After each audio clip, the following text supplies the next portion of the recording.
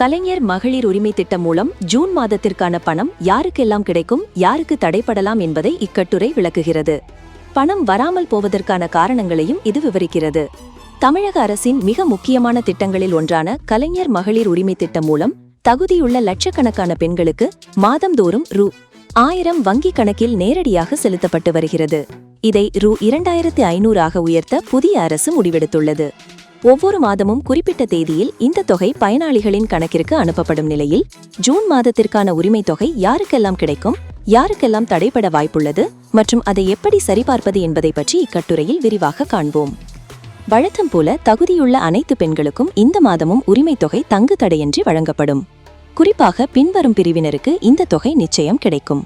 கடந்த மாதங்களில் எவ்வித தடையுமின்றி தொடர்ந்து ரூ.1000 பெற்று வரும் அனைத்து பெண்களுக்கும் இந்த மாதமும் கணக்கில் பணமேறும்.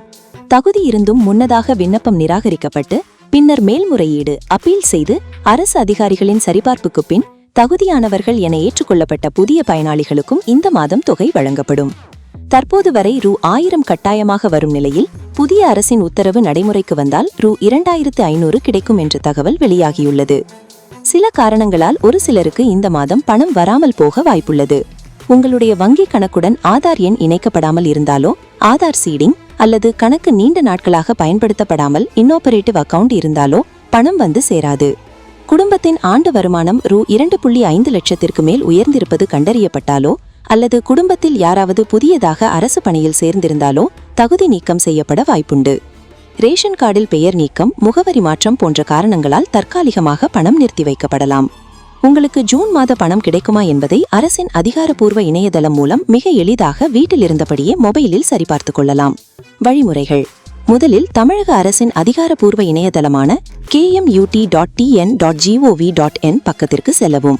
முகப்பு பக்கத்தில் உள்ள உரிமை தொகை நிலையறிய அல்லது பயனாளிகள் உள்நுழைவு பெனிஃபிஷியரி லாகின் என்ற விருப்பத்தை தேர்ந்தெடுக்கவும். அங்கு உங்களுடைய குடும்ப அட்டை எண், ரேஷன் கார்டு நம்பர் அல்லது ஆதார் எண் மற்றும் பதிவு செய்யப்பட்ட கைபேசி எண் ஆகியவற்றை உள்ளிட வேண்டும். உங்கள் மொபைல் எண்ணிற்கு வரும் OTP ரகசிய குறியீடு எண்ணை சமர்ப்பிக்கவும்.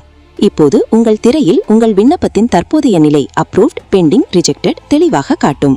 உங்கள் கணக்கில் பணம் வரவில்லை என்றால் உடனடியாக உங்கள் ரேஷன் கார்டு இணைக்கப்பட்டுள்ள வங்கிக்கு சென்று EKYC மற்றும் ஆதார் மேப்பிங் சரியாக உள்ளதா என்பதை உறுதிப்படுத்திக் கொள்ளுங்கள். எல்லாம் சரியாக இருந்தும் பணம் வரவில்லை எனில் உங்கள் பகுதிக்குட்பட்ட வட்டாட்சியர் அலுவலகத்தை அணுகி முறையிடலாம்.